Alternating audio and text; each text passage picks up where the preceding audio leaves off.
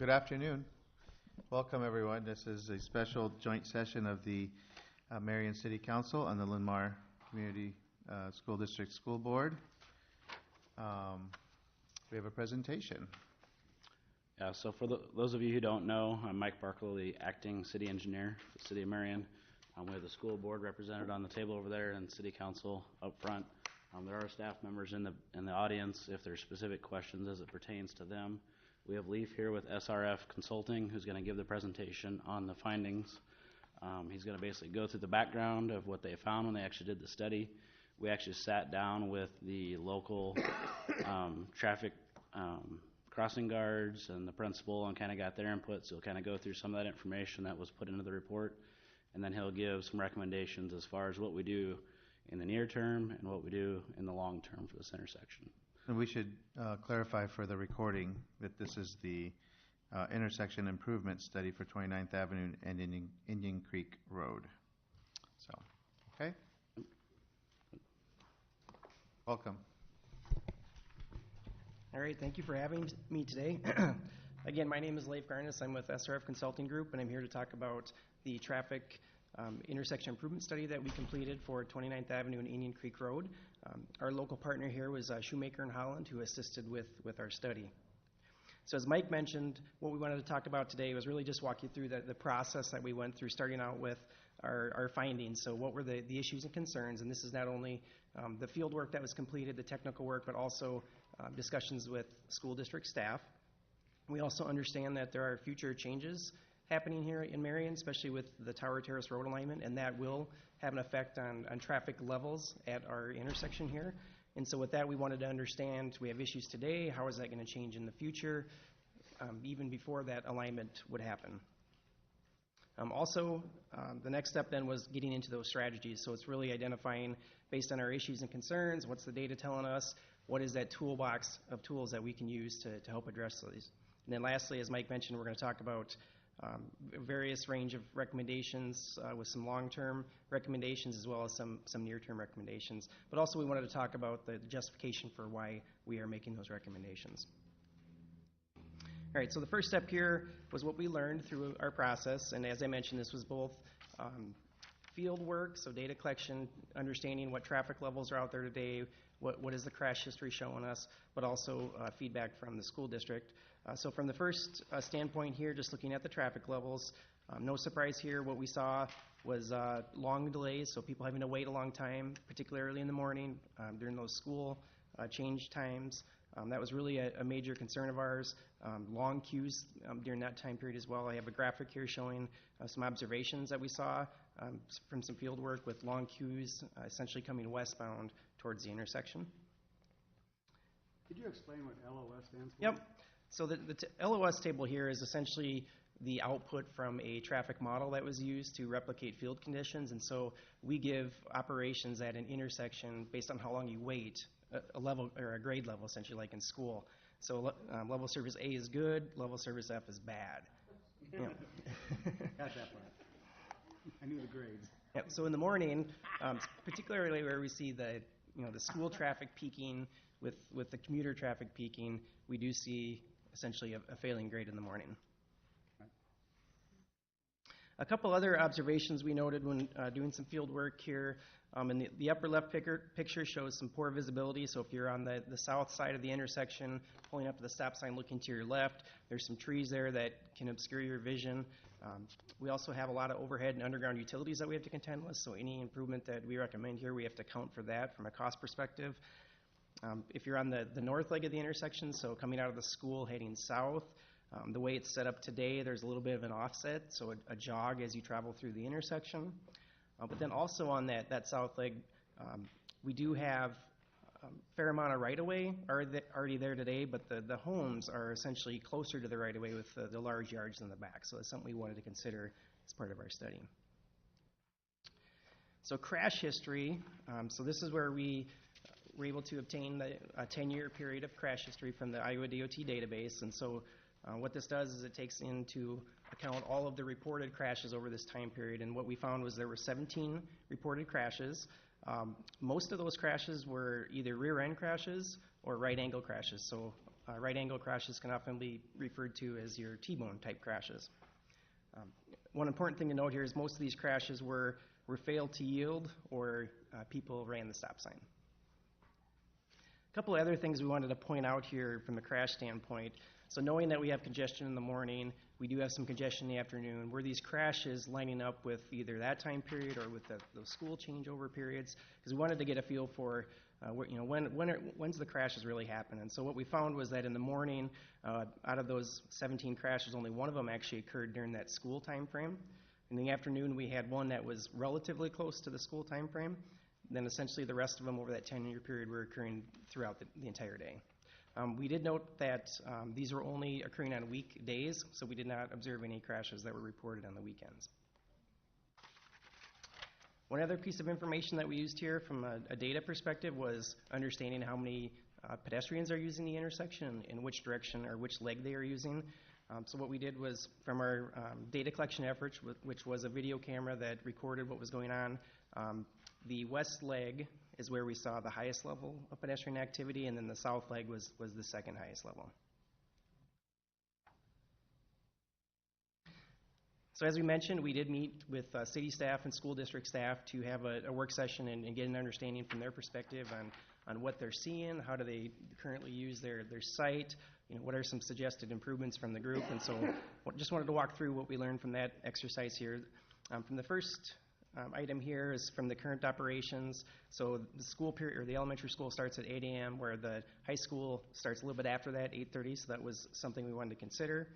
The school does use crossing guards with vests in the morning, essentially from a 20-minute window. And this is important that we had these folks involved in our discussion as well, because they had that literally on the site information to provide to us.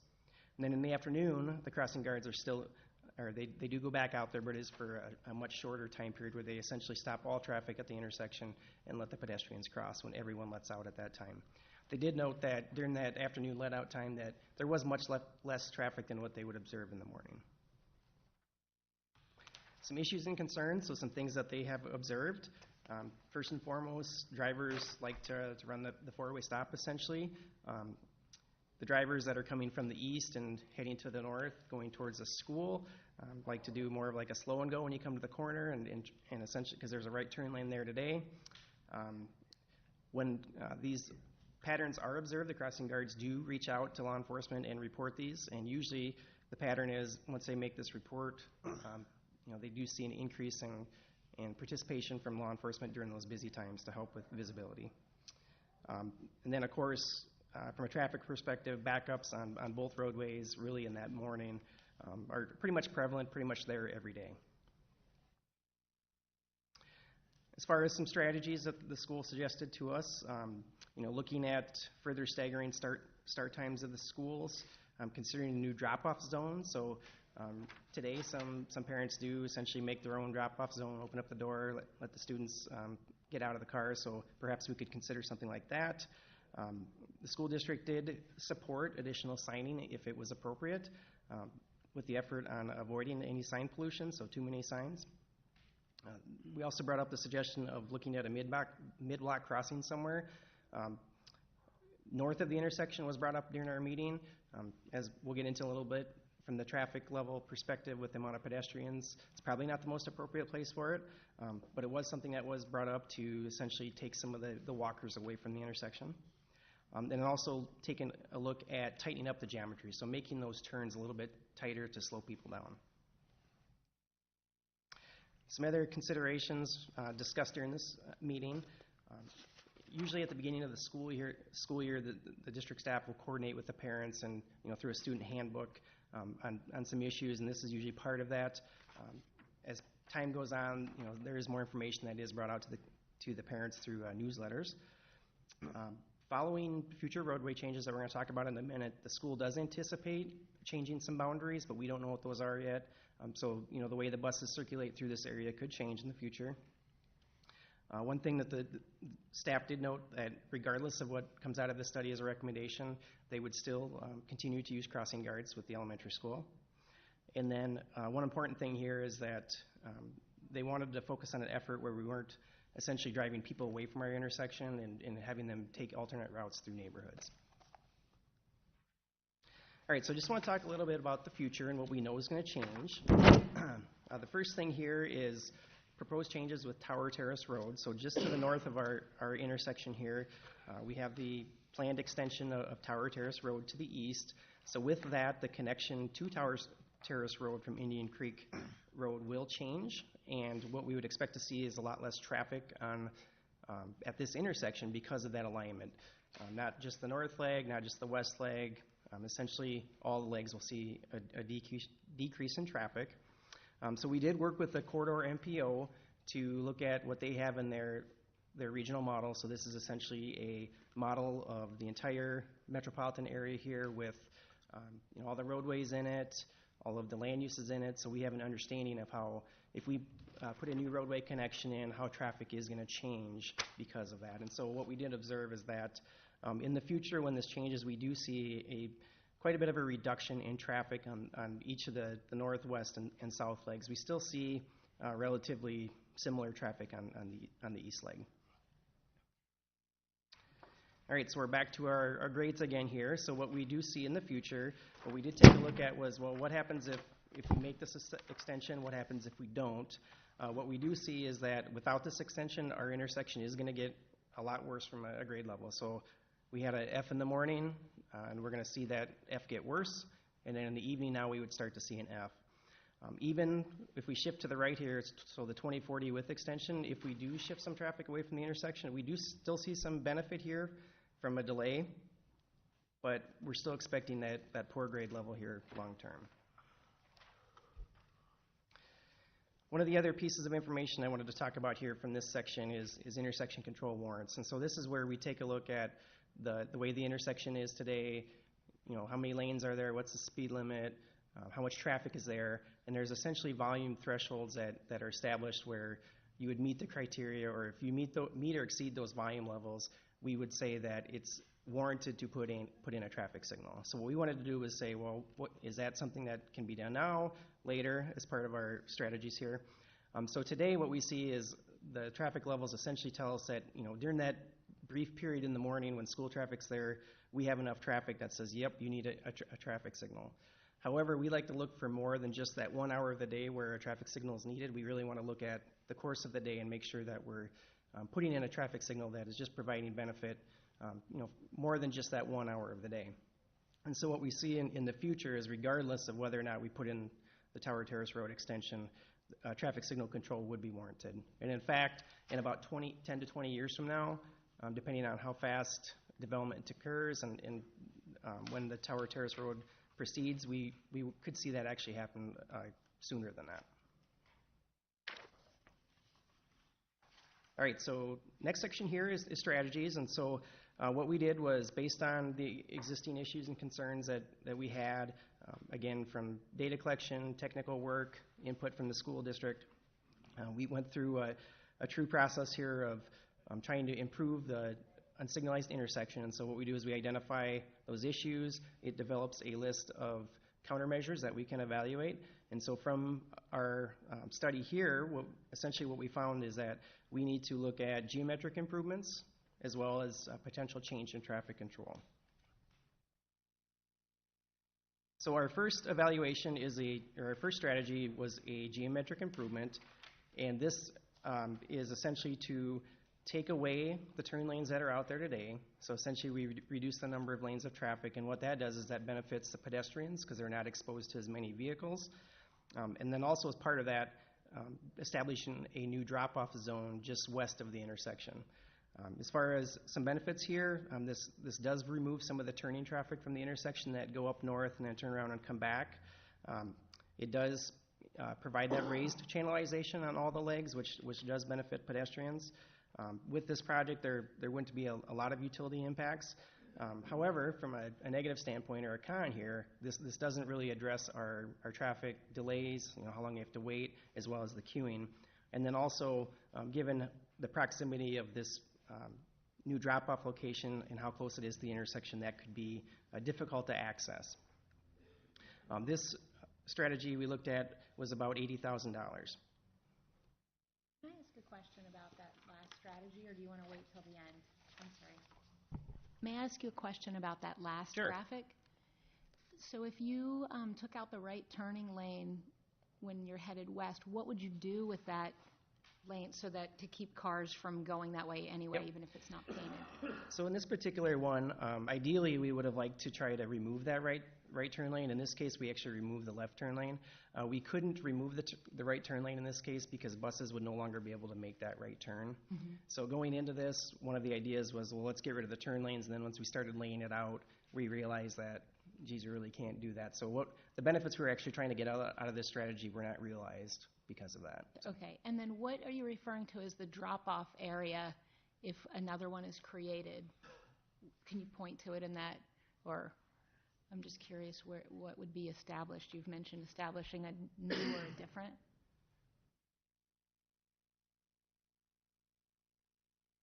Which button is it in for the laser pointer? Does anyone? All right. Just So the I'll just point bulbous to it part? here.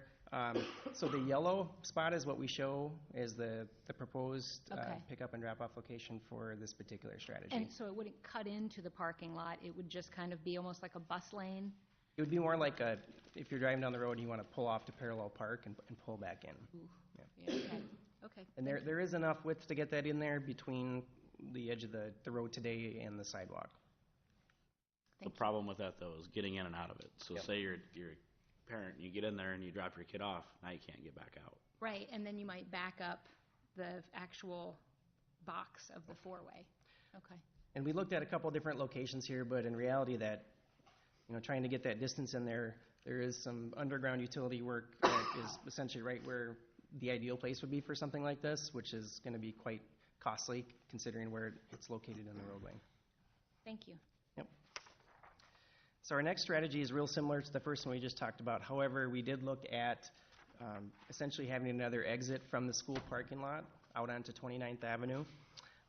So again, from some positives from this, it does remove some traffic from the intersection. It keeps that channelization in place, so it helps from a pedestrian standpoint. Again, from a negative standpoint, though, it doesn't necessarily remove enough traffic from the intersection to really make a difference. So we would still have those long wait times, queues up and down in every direction again. This would then also add another conflict with vehicles and pedestrians. So students walking across this would now have to conflict with drivers trying to exit the school, and also with some existing buildings, temporary and future buildings in that location, we would have some conflicts with that as well. How much was that plan? How much is this one? Yeah. Yep, so this one was estimated at about $70,000. This would also require an easement or some property temporary from the school. All right, our next. May I add, Sure. it's worth noting that this would come at a cost to the school district. Semi-permanent structure. Right. For the foreseeable future.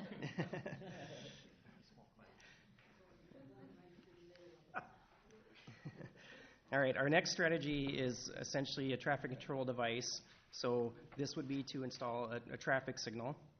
As part of this, we would like to address as I mentioned, with one of the issues during our field visit is that potential jog through the intersection north-south. We would have to make some minor widening on the south leg to essentially get a left turn lane in to get those lanes to line up through the intersection.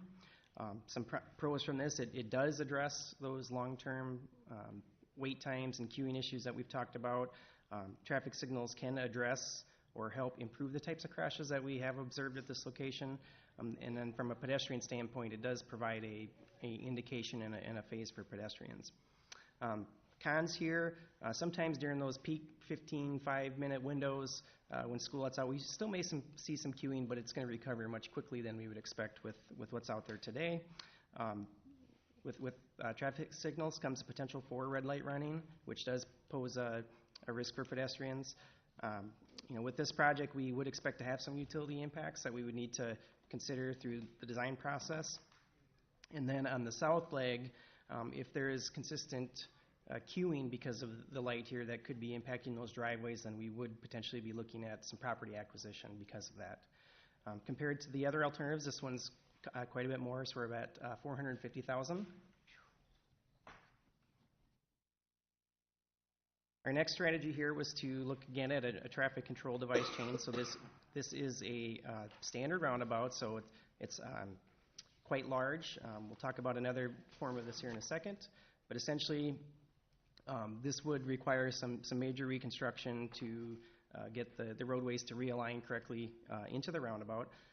From a benefit standpoint, this does address, again, those long-term operation issues and concerns that we have. It helps from a safety perspective, especially addressing the types of crashes we have. It is a speed calming device. And then also from a pedestrian standpoint, since drivers are driving slower, it improves that safety risk for pedestrians. One of the challenges with this strategy is when you're on that south leg looking towards the west, we don't have adequate sight distance to essentially look that way without acquiring that property. Again, potential major utility impacts with this, with the amount of infrastructure that would be needed. And then we could potentially have some impacts to the driveways, particularly on the east leg where we see the red channelized island having to come back, and it would essentially block those driveways from making a left turn out of their driveway. So less impactful version of this is what we call a mini roundabout, which you're familiar here in Marion. This roundabout would be able to accommodate trucks and buses. We would have to realign that north leg similar to the larger roundabout to help address some of the intersection skewing issues. Essentially the same benefits that we would see with a standard roundabout we would expect from a mini roundabout.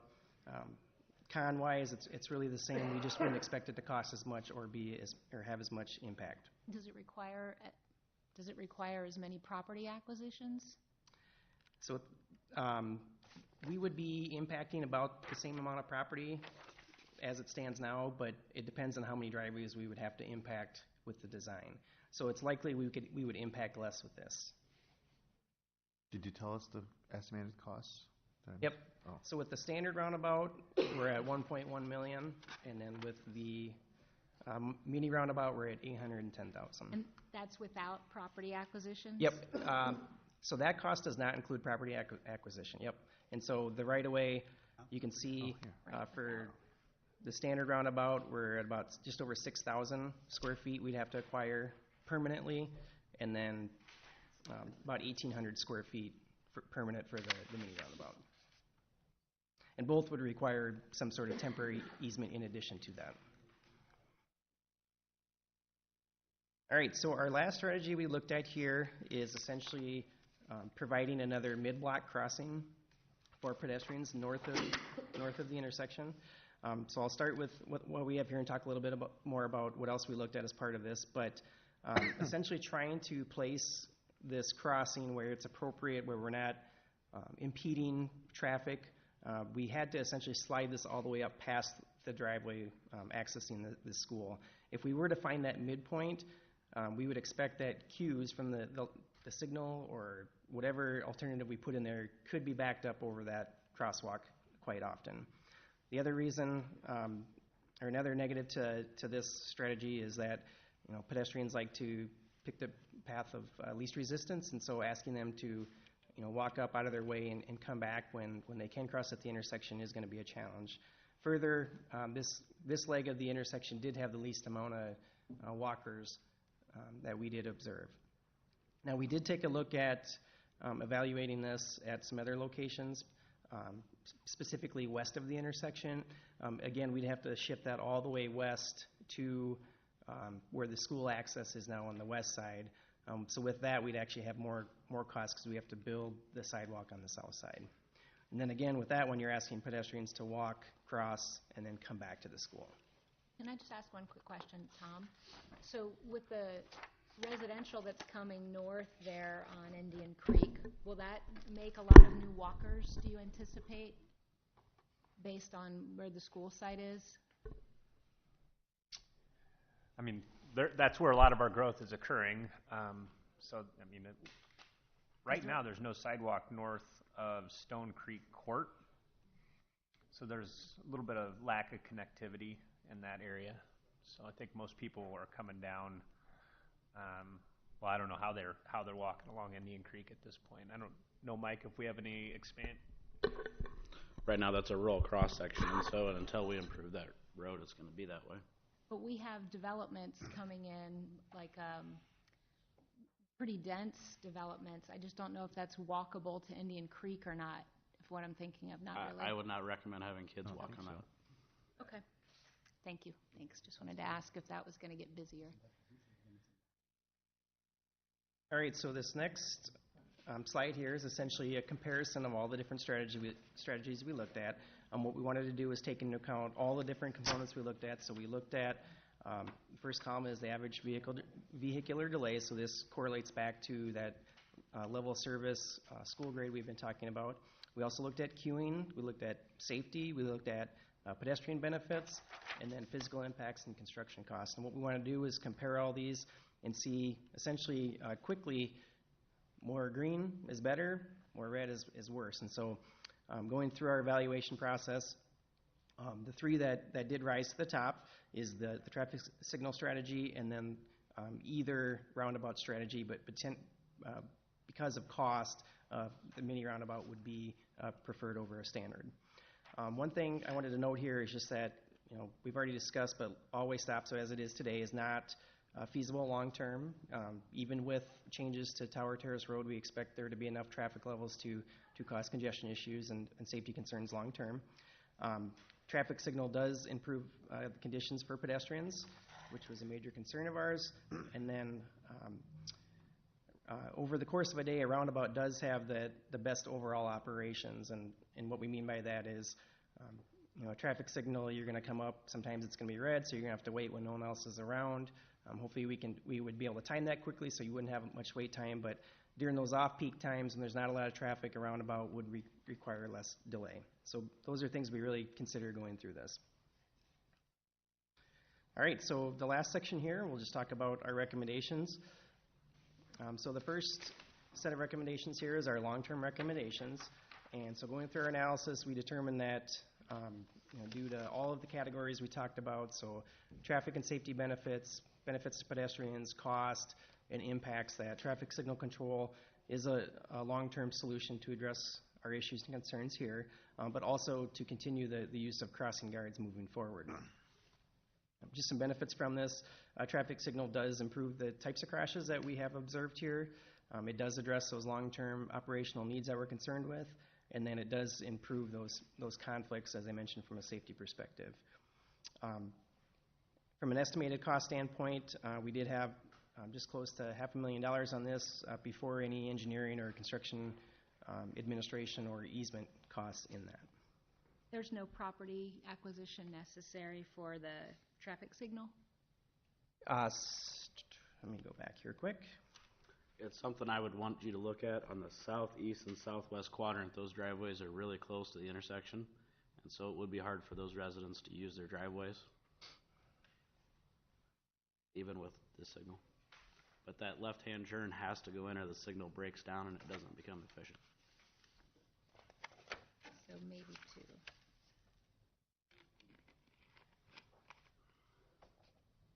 All right, so just from a justification standpoint, I've mentioned this several times now, but the intersection does have some traffic issues today, which will improve with that Tower Terrace Road extension, but even then we still expect, as development occurs and volumes grow, that we would have some long-term concerns.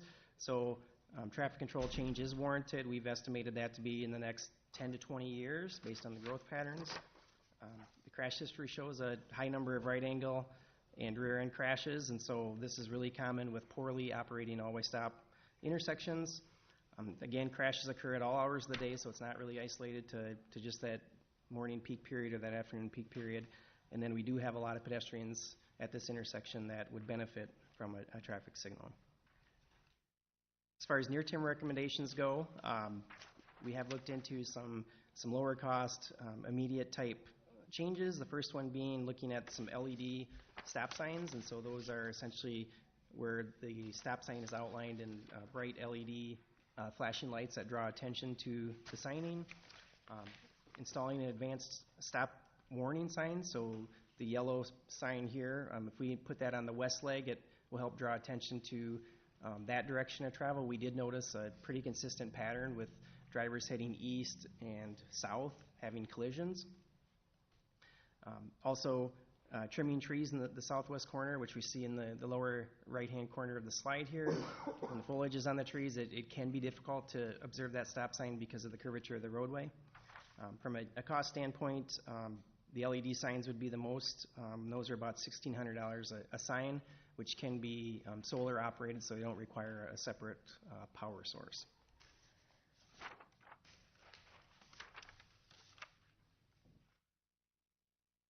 So that concludes our presentation, and we're open for any more discussion or questions on what you've heard today. Thank you. If you guys have questions for Leaf, we'll go through that. Otherwise, I have a PowerPoint to kind of walk you through just some discussion points and some more background information. But if you have questions for Leaf, or if the school board or the superintendent has questions for him, please go ahead while he's up here.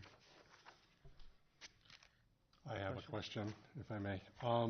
Going back to your, the page is going to be outlined, the title of it is Existing Daily Pedestrian Traffic. So you identify the pedestrians on the north side traveling east-west, south side traveling east-west, and then you just show 101 pedestrians per day going north-south. But do you have a breakdown between west side and east side on Indian Creek? I'd like to know what the numbers are for the pedestrians walking up the left side of Indian Creek versus the right side, because I know that impacts that crosswalk.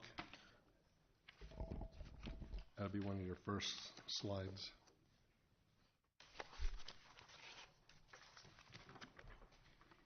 Right there. All right, so your question is if they're coming up on the east side on the sidewalk and then cross over to the west and then over to up the north. Correct, yep, because your illustration shows you got 25 pedestrians Right. that walk across the north side and 68 on the south. How many on the west side versus the east side going north? All on the west side. There's no crosswalk on the Yep. east side. Unless they're legally crossing the street. Okay, so there's, Going across. There's only 3 crossings in the intersection.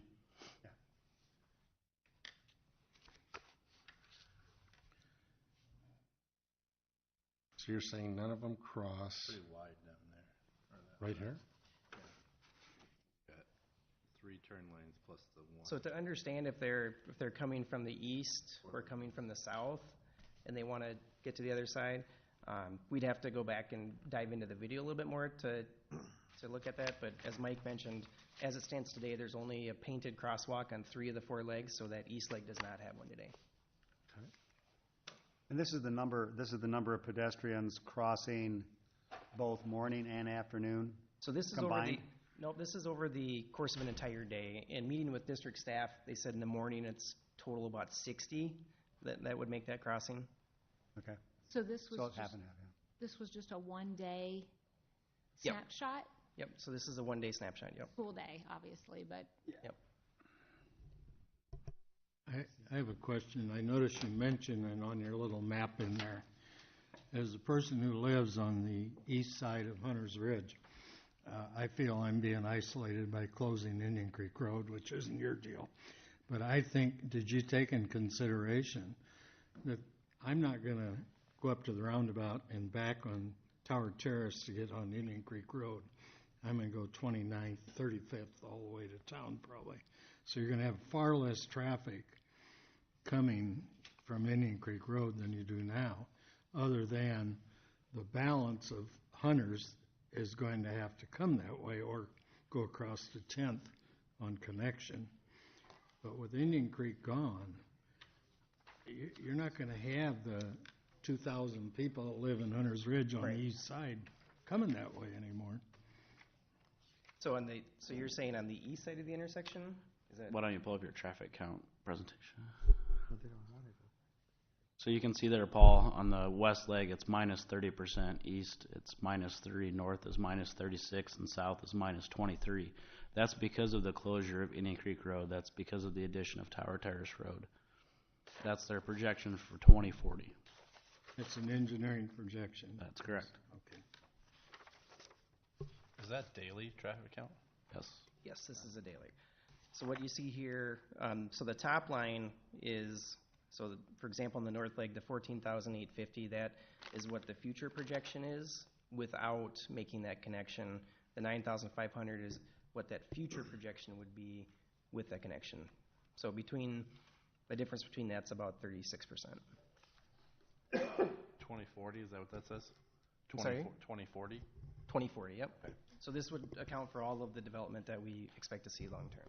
So I think it's, Could I also add to that, from the school district perspective, we would hope by 2040 that we could pass the bond, and that we would have a school, an elementary school, That's what I built in the northeast section, which would potentially draw some of that pedestrian traffic north and east as well.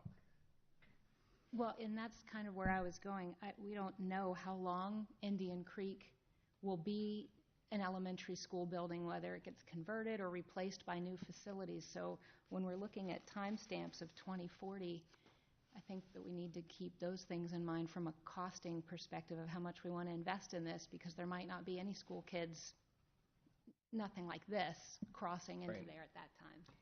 So what I'd mentioned that with this connection, in about 10 to 20 years, we could see that traffic to the point where a signal would be warranted. Without the connection, but we understand that it's going forward. Without it, it could be much sooner, so that 5 to 10 year window. So yeah, definitely something to keep in mind, that these are traffic projections. What we wanted to understand was, how does it change with that connection, and does it necessitate us doing something now relative to cost versus planning for something long term if we realize the traffic that we're expecting here. I had a question about the queuing of the cars dropping off. I'm not really familiar. Did they just use that front parking lot of Indian Creek? How do they drop off the cars? They pull in that parking. They pull in, okay. Yeah, parking lot a lot. So I was thinking, like, I've dropped off at Novak and at Excelsior. There's just usually a really big parking lot to queue the cars. What if they use their back parking lot? Have people come in 29th and go in the back parking lot to queue the cars and then enter the back? And the kids... Yeah. Oh, that's how they do it now? Oh, okay. Yep. And that's why when we were talking about some of these other options, it really doesn't take any traffic away from our intersection like we were hoping it would. Yeah. One other question.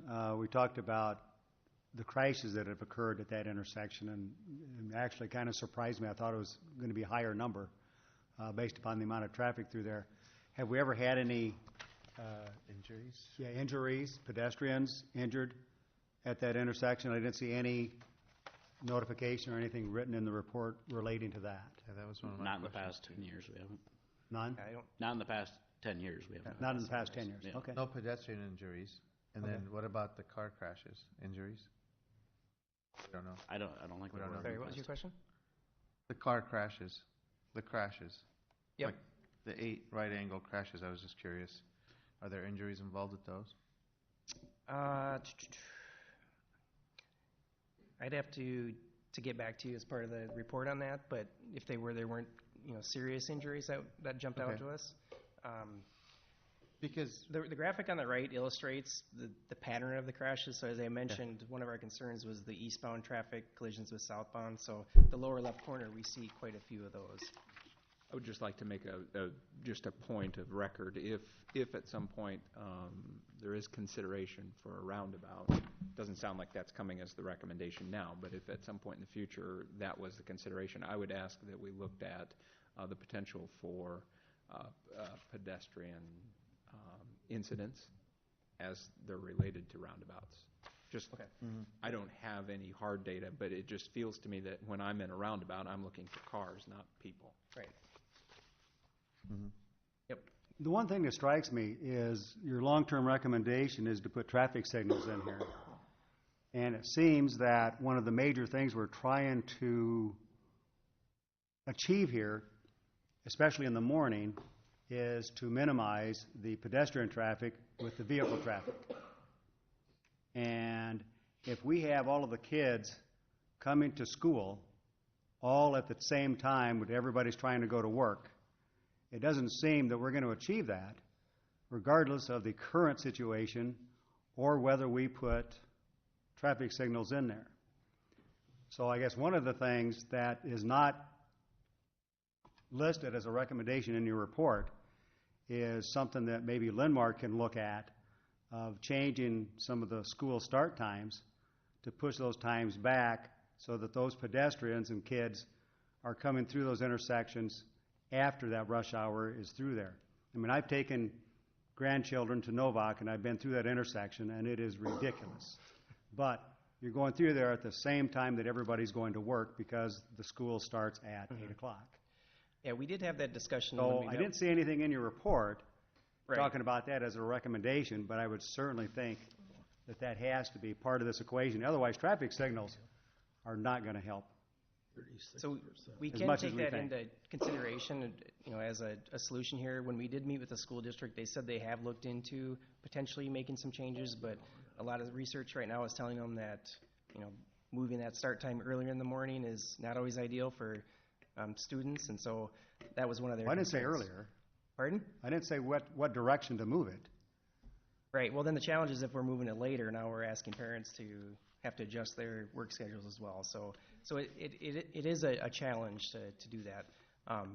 One important thing, though, is that from an operations standpoint, the morning is our issue today, but long-term, it's going to be an issue a lot longer, so many more hours of the day. We expect in the future even the afternoon to be an issue. And I'll go back to this graphic. So the line that goes up and down is essentially how traffic flows through this intersection throughout the day. So in the morning, we see that just, that sharp peak. Mm-hmm. In the afternoon, it's much wider. And so as traffic grows, we're going to see, 3 to 4 more hours of heavier traffic going through our intersection. So that's why it's a long-term recommendation.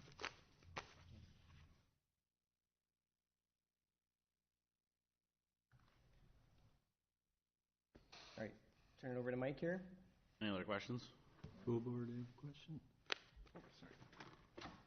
I think it would No be just. questions from the school board members? I'll just add just one quick, so part of the consideration as far as the increased traffic flow in the morning is anybody that drives down, I drive it every day. On the north side of 29th, east of Indian Creek, is it vehicles that are dropping off their kids, picking them up after the school, then that's what the increase on that section is. So, that exacerbates a problem. So that may skew a little bit of the number. And that potentially could be because parents don't want to sit in the parking lot on the backside waiting to drop off kids in and off, in and out. So you have to kind of look at that as a consideration as well. So, for flow.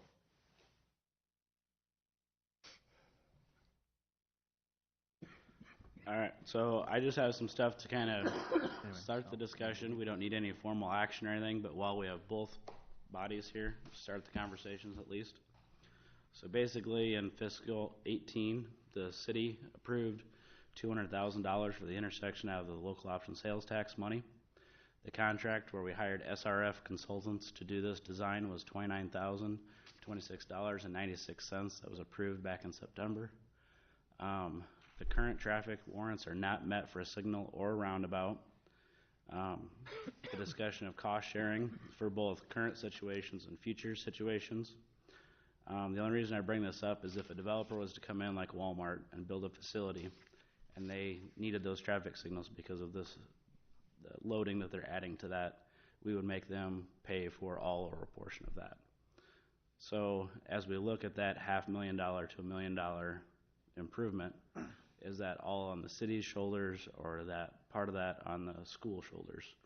I don't make that decision. That's what you guys as voting members get to decide. So just bring it up. Again, no decisions have to be made, but at some point we are going to need some staff direction from council on how we proceed. Because the long term or farther down the road, we have some more time to decide on that. But as you know, our CIP is maxed out. And so we'll need to allocate those funds at some point if the city is going to go forward with those. We have some money in the budget now if we want to do some of those short-term retrofits, but again, we need council to direct us to do so. So those near-term solutions, just kind of go over to them. The LED stop signs, they're about $1,600 a sign, which is about $6,400.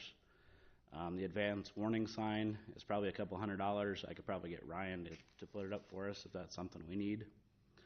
The trees that were discussed on the southwest corner, I'm going to bring up an image, but it's going to be kind of hard because they may be on private property, and that property owner may not let us cut those trees down.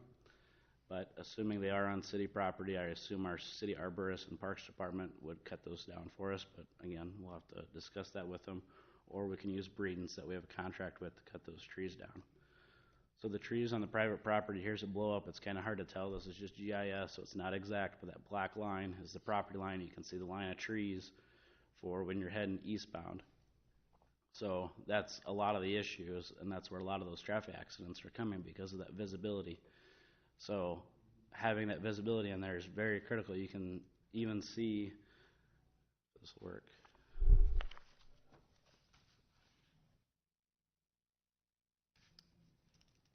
You can see that the right-of-way actually is right here for the 29th Avenue project, and then it juts out for this property.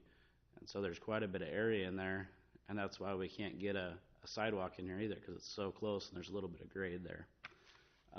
So that is a possibility that we need to look at acquisition for this to either get the sidewalk in. I know during discussions of the 29th Avenue extension when we put the bridge in, this individual was spoken to. I don't know how they feel today. We haven't made contact with them to see how they feel about it. How did they feel about it the last time they were spoken to, when the bridge was going in? From what I understand, I wasn't part of it, but they were willing to go, and then at the last minute, the previous city manager decided not to go forward with that. Okay. So if the trees are on private property, we might have to acquire that property to assist in that visual clearance. We can't just go on private property and cut someone's trees down. The proximity of the driveways and the proposed future signal project, because they're so close to the intersection, and my recommendation would be a good idea to look at that. It's going to be hard for those people to get out during peak periods when those queues are there and cars are parked there in both the left turn bay and the northbound bay. So the southwest property, just to give you an idea, today it's assessed, both the building and the land, has a total value of $188,600. The southeast property is assessed at $225,900. Just a few additional pictures to kind of give you an idea that I just went out and took today. So as you're heading eastbound, you can see the line of trees in there.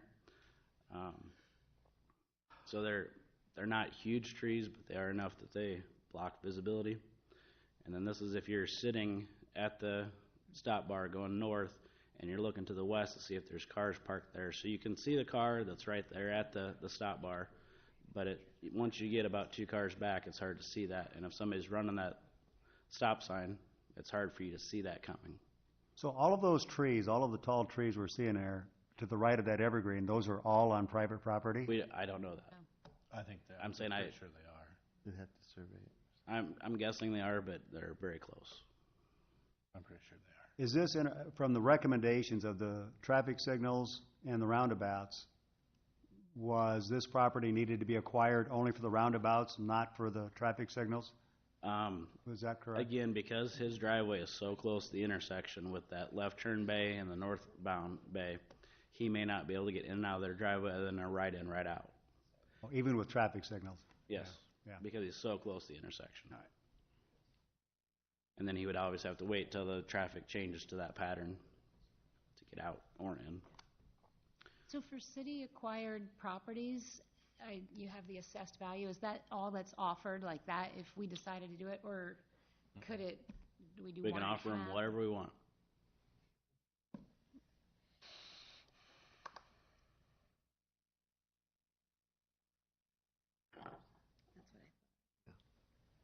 We do have property acquisition people, Universal Services that does that for us. And then one last thing that wasn't on the slides, just to show you guys, this is their temporary semi-permanent building that's out there. And then they're looking at possibly adding another one in that parking lot. So the alternative that they showed of using that parking lot as through traffic to get some of that traffic out of the intersection, as Quentin was saying, is going to be difficult because, again, they're running out of space. If his bond passes, I assume you're building another school somewhere else and getting rid of these temporary buildings. So, again, we don't need any action today, but I thought with both parties here, some of those conversations could be had on what direction you guys want to go, or if you need a time to kind of sit on the information, or however you guys want to direct staff. Is the school district asking that we do something about this intersection? They have in the past.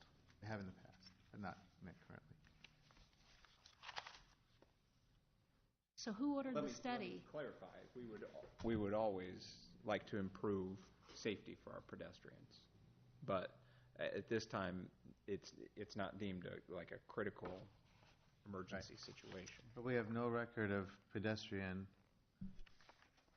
injuries or any accidents involving pedestrians, right?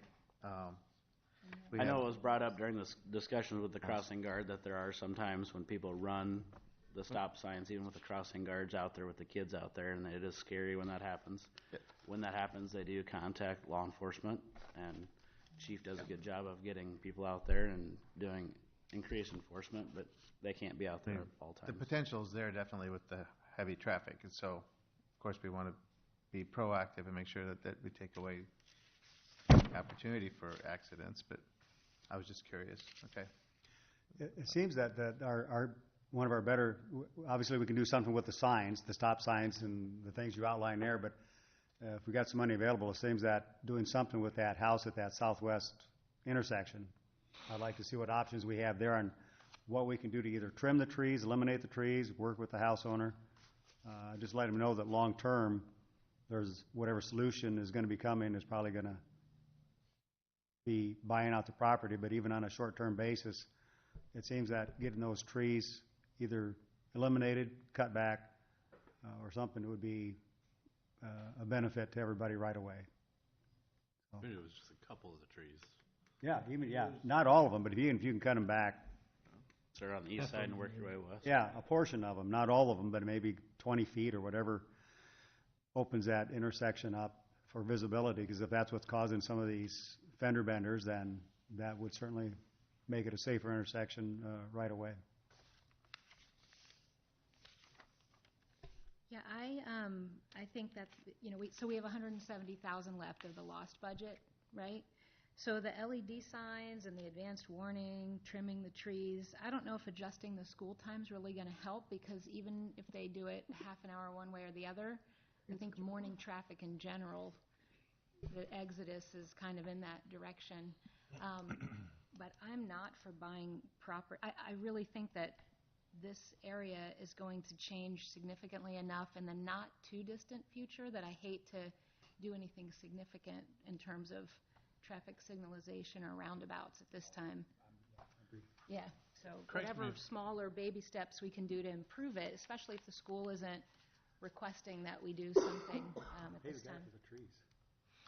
Well, we can ask our attorney, but there's probably a way you could buy the right to cut down the trees, even if it's on the private property. I mean, we can if you pay for the diminution in value. I can let legal speak, but personally, normally what we do is we get a temporary construction easement, assuming they're willing.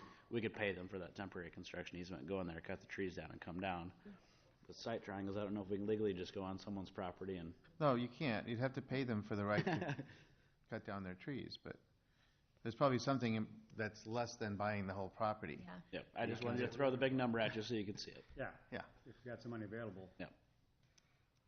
Now, correct me if I'm wrong, but wasn't the whole purpose of this was because there's so much the backing up traffic, correct? The congestion. The congestion there. And the safety. How would a blinking stop sign or the traffic signals, warning signals, how does that help?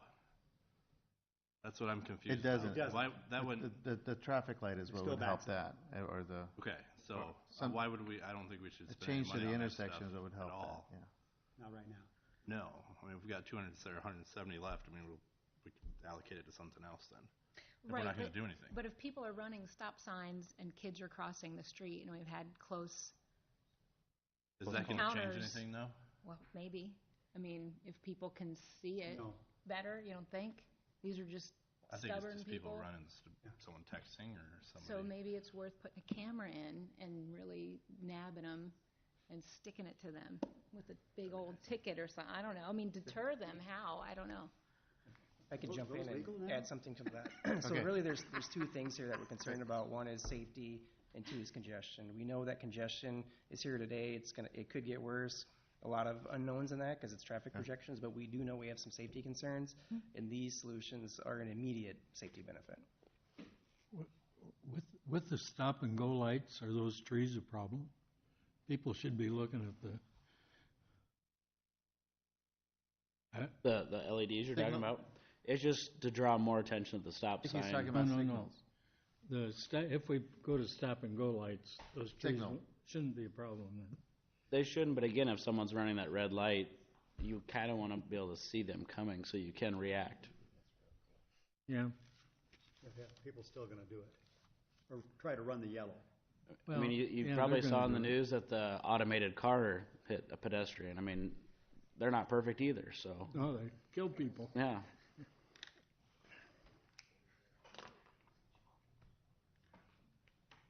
Okay. So I know you're looking for directions. And it so- doesn't have to be today. Yeah. You can just start to discuss it, and I just thought while both the board and the council were in the same room, if you guys wanted to discuss it, you guys are the ones that are elected in office to make those decisions. So I'd like to hear more from the school board members, Yeah, me too. what their thoughts are after hearing all this. If you have any thoughts to share.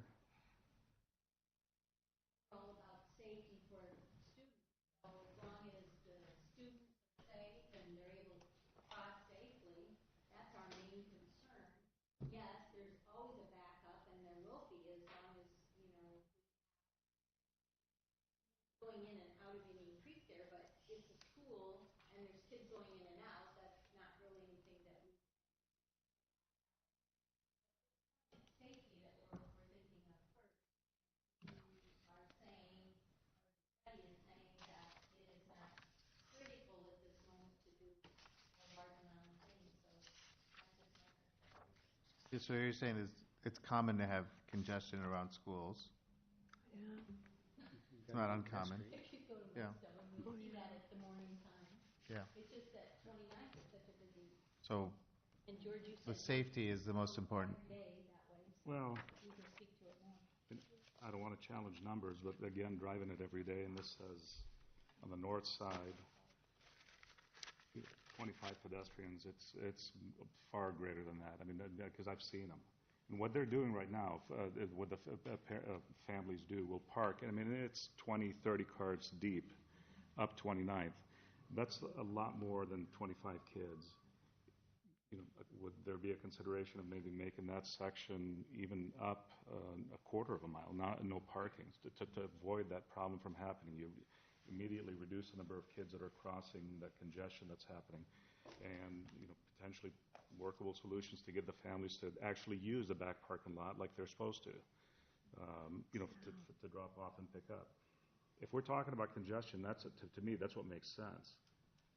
So whether a light is going to help or a roundabout's going to help, for me, roundabouts, I agree with Quentin. I mean, it's especially at that location is kind of questionable. So just from a safety perspective.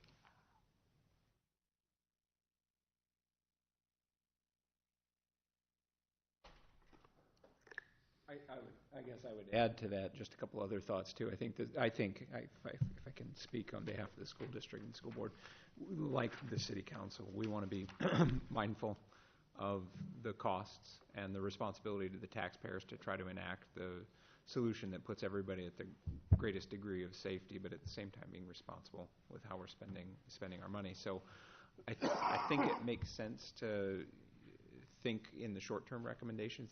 That makes sense to me. I think not at a high cost. I think George makes a good point that perhaps as we look at the near term, maybe we continue to study the pedestrian counts, because I'm not entirely sure that those are as accurate as they could be too, if we looked at a longer term frame on that, and that might better help inform our opinion about what we do next. Okay. And we can have the police department pull accident reports for that and see if there are any. injuries as well. They have that capability. Yeah.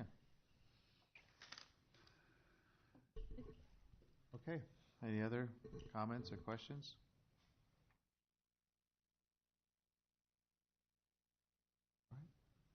All right. Is that it for today? That's it. Now we'll rearrange stuff and get ready for the Thanks. First Beth, item. was just one housekeeping thing. Beth, do you need a attendance for the school board, or was it just city council? For our minute, okay, thank you. Okay, thank you. Meeting is adjourned.